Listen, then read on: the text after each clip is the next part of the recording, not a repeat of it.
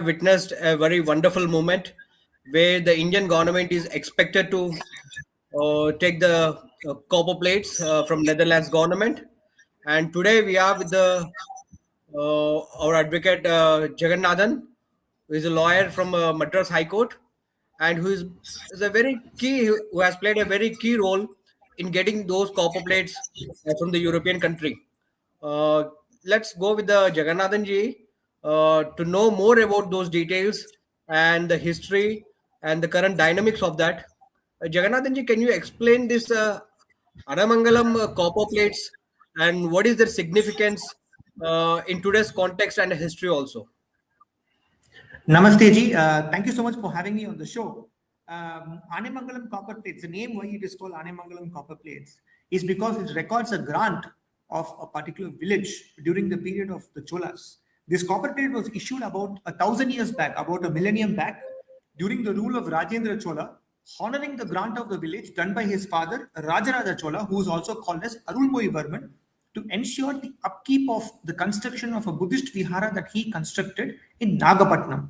It is one of the most important records of the Chola Empire because it details very clearly the aspect of the administration, taxation, and the other important officials' names of the Chola Empire. It basically gives a detailed sketch with regard to as to how the Chola Empire functioned at that point of time. Therefore, it is of immense cultural importance, and it details certain other aspects of history through which we are able to deduce what happened in history at that point of time. So it is a very vital, important source of information as to what happened during the Chola period. So can you please explain about the Chola period and the medieval period where the copper plates were identified? Can you please explain that Chola period and what was the history behind those copper plates and how the Buddhist Yeah. viharas that? You see, Rajaraja Cholan was a very tolerant king, but he was one of the most mightiest emperors at that point of time in India at that point of time. They had maritime trade and they had maritime naval excellence, which was unsurpassed in the world. They had conquered, his son Rajendra Chola had conquered Indonesia, which is the Srivijayan Empire, the capital being Palembang at that point of time. And they had also conquered Sri Lanka. The entire Ceylon was conquered by them. And they had conquered certain other areas in the Indian Ocean region also. Now, with regard to this aspect, at that point of time, we have certain emissaries who come from the Srivijayan Empire to the court of Rajaraja Cholan, who ask for this particular vihara in honor of Lord Buddha to be constructed in Nagapattinam. Acceding to the request, the reason why they ask in Nagapattinam is because the Nagapattinam is believed to be the naval base of the Cholas at that point of time. It was a very important naval trading center at that point of time. I'm talking about 1,000 years back, during the helm of the Chola Empire. So, acceding to this request, a Buddhist vihara was built by Rajaraja Cholan, having certain Buddhist idols inside that particular vihara. It is called as Chudamani Vihara in honor of the king of Srivijaya. And this particular vihara was built in Nagapattinam, symbolizing the importance of maritime trade and maritime naval dominance of the Cholas at that point of time. Now, for the upkeep of this particular vihara that was constructed by Rajaraja Chola, a grant is made of the village called Anemangalam. That village is even now there, and that particular village taxes were given for the upkeep and the maintenance of this particular vihara, which is called as Chudamani Vihara. And this particular vihara was constructed as a symbol of tolerance by Rajaraja Cholan, also called as Arulmozhi Varman.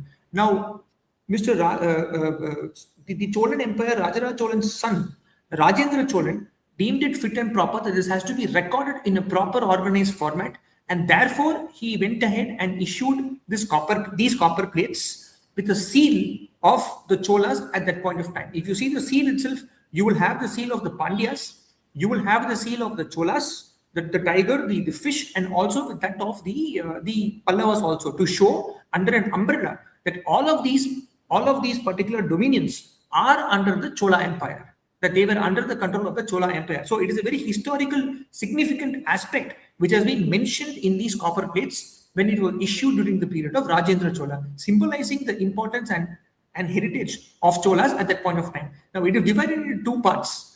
One is the Sanskrit part and the other is the Tamil part. The Sanskrit part details about the genealogy of the Cholas, because we have some debate over here in certain areas whether Rajaraja Cholan was a Hindu or not. But trust me, in these copper plates, what it reveals is that he belongs to the Kshatriya Kula clan, and he reveres the sun god. All right, you cannot be more Hindu than this when you say this particular aspect. The second aspect is it details very clearly about the administration of the Cholas, how meticulously things were planned, and how a female elephant was called to circumambulate this particular village, and then how surveys were done, and it was given as grant to this particular upkeep of the Chudamani Vihara in Nagapattinam. So it is a very important aspect as far as the historical aspect of the Tamil culture, Chola culture is concerned. It is a very significant, important copper plate, and it is a very significant, important artifact pertaining to our culture. Yes, sir. Yes, as you said, during the medieval period, I mean to say 15th or the when European imperialism was there, so there was Dutch, French, and British, and they were all in the South Asian part. So how they connect with the Nagapattinam, the Dutch people? Yeah. I'll have to tell you how it was taken away from here. I think that's very important here.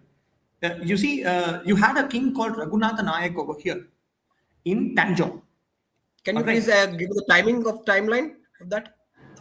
This happened between 1705 to 1715, Okay, fine. between that period. Okay, there was a king called Raghunatha Nayak over here, and the area was under the Nayak rule, and then it came under Maratha rule. At this point of time, you had the Dutch who wanted to ensure that they establish a factory in a place called Tenganapatnam. And near Nagapattinam also they established a factory. There was one factory in a place near Fort Jinji, and there was another factory which they aimed to establish near Nagapattinam. They succeeded in establishing a factory along the coast in Nagapattinam. That the Dutch became the dominant power at that point of time in that particular area. The Dutch also did one more thing, which is not related to the copper trade, which I may say, which is that they indulged in slave trade. And the Dutch also indulged in ensuring that they took certain idols from the Tiruchendur Murugan temple. If you go to Tiruchendur Murugan temple today, you can see in the walls as to how the Dutch wanted to loot certain idols from Tiruchendur Murugan temple, which was under their control for a period of about more than 2 years. And how the idols was brought back is a story in itself to highlight the kind of loot that they did, and also to highlight the kind of slavery that they did as far as the Madras presidency, that area is concerned. Now, coming to this present case, there was a person by name Florentius Camper. His name is Reverend Father Florentius Camper. He belonged to the VOC. VOC is the Dutch English East India Company, and he had come from Indonesia, because Indonesia was under the Dutch. He had come from Indonesia to Nagapattinam in his capacity as the first minister of faith of Batavia. Batavia is Indonesia. So he had come as a Florentius Camper had come in his capacity as the first minister of faith of Batavia from Indonesia to Nagapattinam. Nagapattinam was literally under Dutch control, Dutch maritime control.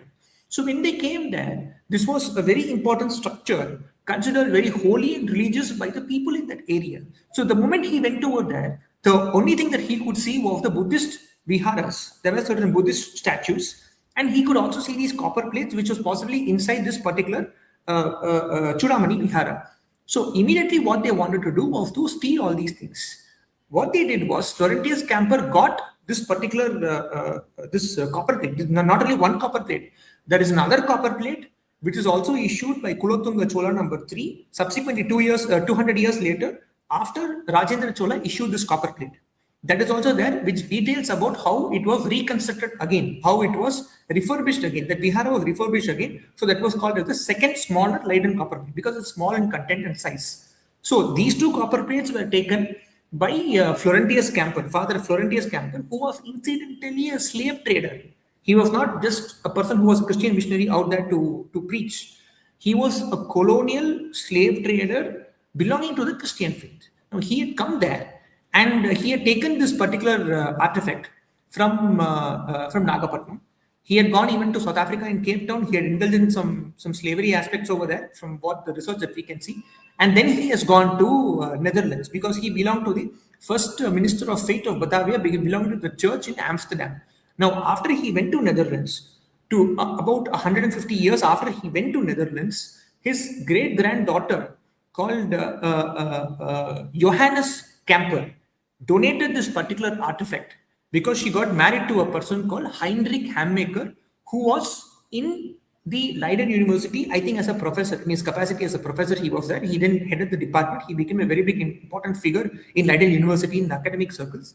So they donated this particular artifact, which was given to them through their family, to Leiden University for safekeeping. Because if you see the provenance as issued in Leiden University, it is shown that it is given by Johannes Camper, who is the great granddaughter of Florentius Camper. That is how it went from here, that is from Nagapattinam to Leiden. That is the journey from Nagapattinam to Leiden, how it went through a slave trader and how it came from that particular family of Florentius Camper to that of the Leiden University.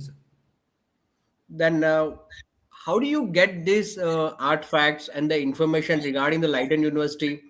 And what was the research behind in identifying this aspect from your side? Well, I was actually researching on a different aspect altogether in Constitution because I'm an advocate in the High Court. I was actually researching in 2017 and 18 about, you have the Buddhist aspect both in the Japanese, you have something called as the Meiji Restoration in the Japanese, and you have the Japanese Constitution. Then you have the Sri Lanka Constitution, which is predominantly, it has elements of Buddhism in it, certain elements of Buddhism. And as you know very well, we have Baba Sahib Ambedkar over here, and you have certain elements of Buddhism. You have, for example, I was specifically researching to the Santakara system and the Solasa Mahajanapadas, which was there during the period of Lord Buddha. And the Santakara system, as you know, is basically was something which was adopted by the Buddhists at that point of time, especially by Ananda at that point of time, who was the brother of Lord Buddha. Now, in this aspect, when I was doing the research, when certain Buddhist elements, what are all the Buddhist elements available in Tamil Nadu? Through that research, I came to know that these artifacts pertaining to this particular object was there in Leiden University. I was wondering what was something pertaining to Rajaraja Cholan doing in Leiden University over there. Who took it? Who stole it from here? Then, upon research, we came to know that these kind of aspects we came to know through this research. Yes. What was your initial approach in identifying and trying to get into this notice of Indian government? Yeah, I had written representation in the year 2018 to the Ministry of Culture and also to the Ministry of External Affairs. And then I had also written to the Honorable Prime Minister's office in the year 2018. I received a reply from the Honorable Prime Minister's office that this particular representation that I had sent not only deals with Chudamani Vihara, it not only deals with this particular artifact, it deals with 2 other artifacts also, 3 to 4 other artifacts also. So this was forwarded to the Director General of Archaeological Survey of India and also to the Ministry of External Affairs. But since there was no cohesive response between certain departments within the central government at that point of time, I deemed it fit and proper to file a writ petition as in nature of public investigation before the bench comprising of Justice Mahadevan and Adikesavalu in the Madras High Court, because it was a bench which was specifically constituted for bringing back certain idols. And I believe the idol of Rajaraja Cholan was also brought back to the Tanjore temple at that point of time. The efforts were taken. So to ensure that we could make a trial, so I filed that case in the year 2019 in April, based upon the representation that I had given to the Honorable Prime Minister's office. The writ petition is the writ petition number 10780 of 2019. Incidentally, it's still pending in the Madras High Court before the special bench, and it was given to understand that this particular special bench was constituted only for this purpose. The Honorable Justice Mahadevan is right now the Supreme Court judge, and he had taken a special interest to ensure that the copper plate is brought back to India. So if not for him and if not for the efforts of Mr. Rajesh Vivekananda, who is the Deputy Solicitor General of Government of India, because immediately when the case came up for hearing in April 2019, notice was ordered and a dossier was sent to the Ministry of External Affairs, I believe, by Mr. Rajesh Vivekananda. And I told in the very next hearing that, look, I don't want this to be an adverse writ petition against the central government. It is a writ petition in which we will work collaborating together in a harmonious manner together to ensure that we use this as a good platform to repatriate these copper plates, which belongs to our history and belongs to our culture, to bring it back to India. And whatever help and aid and whatever kind of help that is assistance is required in whatever manner, small manner that is required from me, I am ready to do it with regard to this aspect. That is what was said in April 2019 when notice was ordered by the special bench. After which, in May 2019, after His Excellency Shankar had become the Foreign Affairs Minister, a specific policy decision was taken to ensure that it is brought back to India, sir. So, Jagannathanji, this is all aspect of India. Now, what is Yes, the yes. role of this is a country to country relations, and you Yeah, have a I'll tell universal, what. Yeah, and I'll tell what what is their happened. role in that? Because Yeah, getting back is not an easy job. If it is in the one state and you could have got it, but it is in another continent and another country. Now, how do you manage to do that? yeah, I'll explain the incidents actually that led to this particular aspect. I mean, which led to this particular repatriation. After I had filed the case, various status report had been filed by the central government, and it had come up for hearing before the special bench, wherein Justice Mahadevan had, and of course Justice Adikesulu was also there, and they had ensured that in the open court I made submissions pertaining to the important aspect. But to my shock and surprise, Justice Mahadevan and Justice Adikesavulu knew much more than what I had known about this Nagapatnam area and this copper plate. That is how well informed the honorable judges were. And our Deputy Solicitor General also, he has played a very important key role in ensuring that this artifact is brought back to India, because at the end of the day, ultimately, this is for our country, that this has to come back to India. So what happened was, immediately our ambassador, I don't know if I can say this because the case is still pending, but I hope nothing will happen. But our ambassador actually in Netherlands, because based upon the status report, I'm saying this, which is part of record which is being filed, the Indian ambassador over there at that point of time, as per the status report filed in 21 and 22, they had visited that university, Leiden University in Netherlands. They had gone in person. They had seen if what I have said was correct or not. So they had done an spot inspection with regard to this aspect. They created a specific dossier. Three specific dossiers were created with regard to this aspect. They got the provenance request to be done from the Dutch authority. The Dutch authorities asked them certain questions of provenance. Now, I don't know if I can say this, but the previous DMK government, which was there, they were asked to give this particular provenance. I don't know whether it is because of COVID or various aspects. I don't know. They had delayed it by more than about. I'm not blaming them. I don't want to get into politics here, but for whatever reasons, the provenance was asked from the Director General of Archaeological Survey of India to the museum in Egmore. The reason being that museum had already had two other copper plates pertaining to this era, which was already with them, with the Egmore Museum. So it is of similar nature. So you give a dossier in this particular aspect pertaining to the provenance, and we can match that through a dossier. We can see as to how we can bring it back to India, because they have to undergo a very important study before Netherlands is going to give it back to India. That is the usual process that any country would do. Even we will do the same process. So this was approximately delayed by 1.5 years. Three reminders were sent, not one, not two, three reminders were sent. And then through some miracle, it came before the special bench. And the honorable judges in the special bench said very clearly that this has to come back to India. We are not passing any orders. But orally, we are saying very clearly to the government of India, you try your level best to make sure that this has to come back to India. Now, in this context, after this particular incident happened, the report was finally sent from the museum, called as the Providence report, was sent from the Egmore Museum. A special report was also sent by the Archaeological Survey of India to the Ministry of External Affairs through the proper diplomatic channel to the ambassadors in Netherlands. After it was sent to Netherlands, it was then praised before the Dutch government. Now, incidentally, what happened there was you had something called as the Black Lives Matters incident, which took place over there. So the Netherlands government came forward and they said that we will establish a committee for repatriation of colonial artifacts to the respective countries. And Netherlands, incidentally, has the king, with due respect to the king, he has done a very commendable job. He's done a very great job, which many, not many European heads of states would do. Because I would like to give my record my deepest appreciation to the king. I think his name is His Excellency Mr. Alexander, if I'm not wrong. He has come forward and he has apologized for the slavery that was committed during the colonial period during the Dutch. And they took a policy decision, the government of Netherlands, that this particular artifact, or not only this artifact, certain other artifacts has to go back to the respective countries. So in that context, certain other artifacts were sent to Sri Lanka and were sent from Netherlands to Indonesia. So India gave a request again asking the Netherlands government to bring it back. So once a committee was constituted, this was placed before the committee. The ambassadors had, in a very huge manner, that is almost on a weekly basis, they used to keep tabs with regard to the update as to what happened with this, because they worked really hard on the ground to ensure in Netherlands this particular thing comes back to India. The second thing what happened was, after the government came forward and they said they want to repatriate certain things as part of their colonial heritage to the respective countries.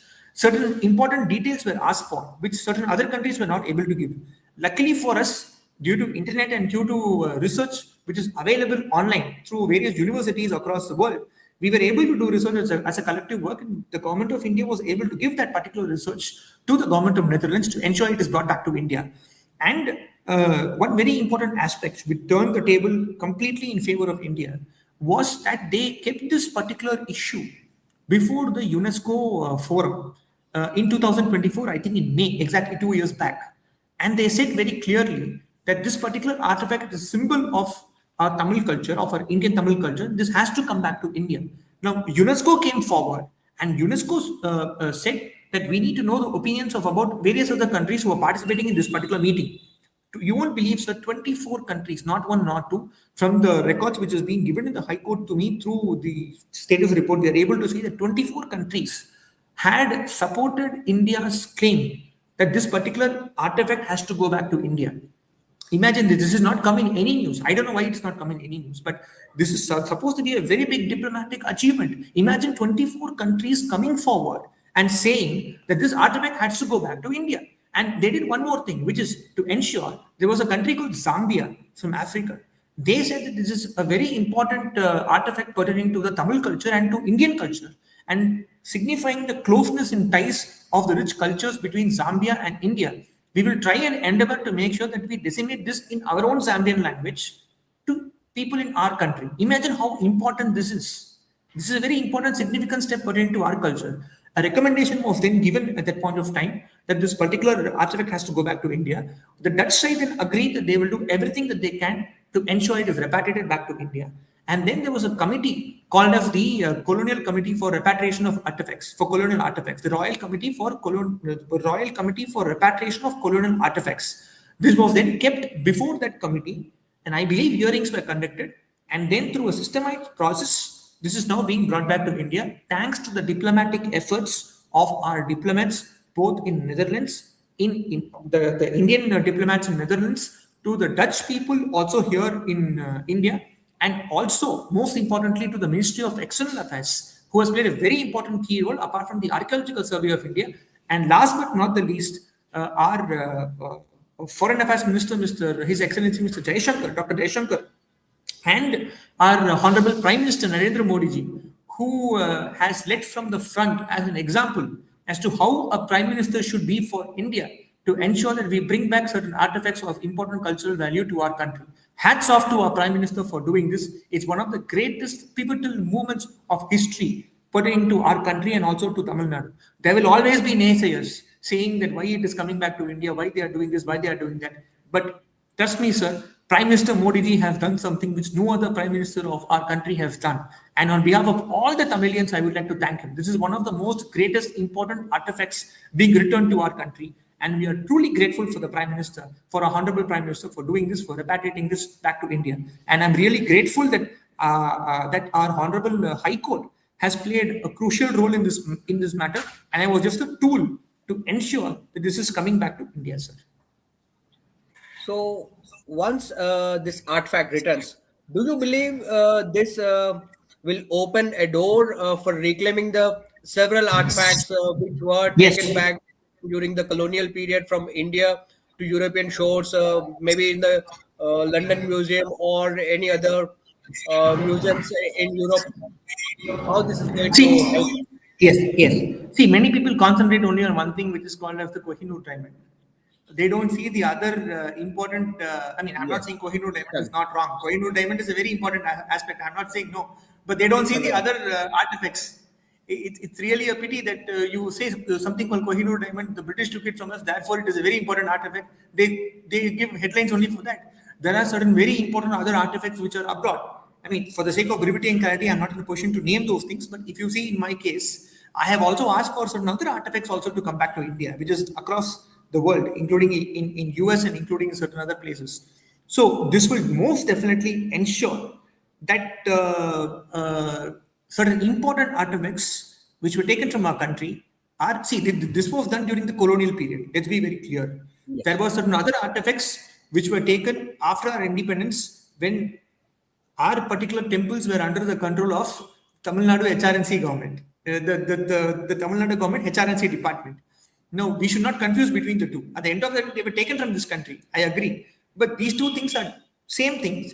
But in that, if you see, the colonial thing has a stench of slavery. The other thing is with regard to an aspect of repatriation, which was stolen from us. That is also stolen. This is also stolen. The manner in which it was stolen is a little bit different. Both of these things have to come to India. I sincerely hope that this will make a very important, compelling case to ensure that all our artifact, which is duly important for our culture, comes back to India through this process. This should be a very good start and a very good beginning to ensure that this completely comes back to India. So now coming to the politics, now there are several people in Tamil Nadu who are claiming for the credit of getting it back, and you have played a pivotal role in that. And how do you react to those allegations and claims? Sir, I am not into any politics. I don't belong to any political party. I filed this case in 2019. From what I can recall, there was no other case filed in the Madras High Court pertaining to a particular artifact to be brought back to India. Many people, for their political reasons, might have done. I don't want to name them. But this is something that the central government and Ministry of External Affairs and the diplomats in Netherlands have done. We should, at this point of time, be thanking them for their hard work that they have done, and also the diplomats in UNESCO and the other countries. Please remember, the Netherlands, as a government, has helped in the restitution process and the repatriation process back to India. And we should thank our Prime Minister and our counterparts in Netherlands who were ready to shed their image of the colonialism and who are progressive in their thinking to ensure that this particular act of slavery should go away from their country. And instead of doing that, if petty politics comes in between, sir, it is very wrong. It should not cloud the larger picture, which is that our Prime Minister has ensured. See, the timeline is simple. A case was filed in 2019. A representation was given by me in 2018. The policy decision then was taken in May 2019, immediately after April 2019. And then the central government has started to ensure that this is brought back and repatriated safely back to India. Now, I don't understand what role anybody else can have apart from the diplomats and the people from the Ministry of Culture in the central government. And also a very important aspect is that you have the Madras High Court also, which has played a very pivotal role. Thanks to our special bench comprising of Honorable Justice Mr. Mahadevan and Justice Adikesulu, they had played a very important role to ensure that this copper plate has come back to India. So they are responsible for bringing back this copper plate back to India, sir. And nobody else can claim credit for that. Thank you. So you are speaking about 1,000 years of history where it was uh, it was hidden or out of the context, where we were not able to. And you, as a researcher, you came and while in your research, you got that back and you identified it, and now you are bringing it back. The many networks are working on the behind also. So now, how do you see once this come to India and the Tamil Nadu, and what will be the reaction of the local people and the lovers of history and the archaeological artifacts? How do you see those developments? Sir, it's a very important question. See, I'll just say one thing for this. These artifacts admittedly belong to India. Am I correct? It's They were everyone's stolen property, from right? us. Yeah, We have a it does sense of not belong ownership. to it does not belong to a single individual. It belongs to all of us. It is our collective culture. Whatever Yes. might be our religion, that's a different aspect. We may be Hindu, Muslim, Christian, Sikh, Jew, Parsi, whatever it is. This is belonging to our culture. This is belonging to our country. This has to be brought back to India. So I'm not. I'm totally at a loss to understand how they can make such kind of the naysayers, how they can make such kind of things. I'm totally at a loss to understand that. This is our pride. This is a symbol of our pride. Do you know one thing, sir? In Netherlands, this was part of the special collections of Leiden University. All right. They took great care in ensuring that anybody comes and visits. They took great care in ensuring that they filter, and you can't see these copper plates just like that. There is a process in which in Netherlands you will have to see through it. So they took great care in ensuring the safety and upkeep of these copper plates. Kudos to them, and they've done a good job. So we are now bringing back the copper plates from Netherlands to India. As far as this copper plate is concerned, it was in India after Rajendra Cholan. I think must have passed away in 1100 or 1050 or whatever it is. From that point of time till 700 till 1700, it was in India. It was safe. All right. Yes. Seeing various conquests by the Islamic invaders, by other invaders also, it was here. Then, due to the Dutch, it went over there through Florentius Camper. Now it is coming back to India. We have to celebrate this in this manner, sir. You also find several copper plates in Chennai Museum also. You might have visited. Yes. This is not the only copper plate. You have, I think, 2 to 3 other copper plates over here in the Madras Museum. That is the reason why the ASI has asked for the provenance from the Madras Museum, from the Egmore Museum, which it's called as the Madras Museum, the Egmore Museum. That is why Archaeological Survey of India had asked for a dossier from the Madras Museum to give it to them because of the similarity in those copper plates, which highlighted the administration, the other aspects during the era of the Cholas. Thank you, Jagannathan ji, for sharing your thoughts and your Thank you. success in bringing back those such a rare artifacts to India. I hope that everyone gets a sense of pride in our collective history and rich heritage. Thank you. Thank you, Jay. Thank you, sir. Thank you so much for having me on the show, sir. Thank you, sir.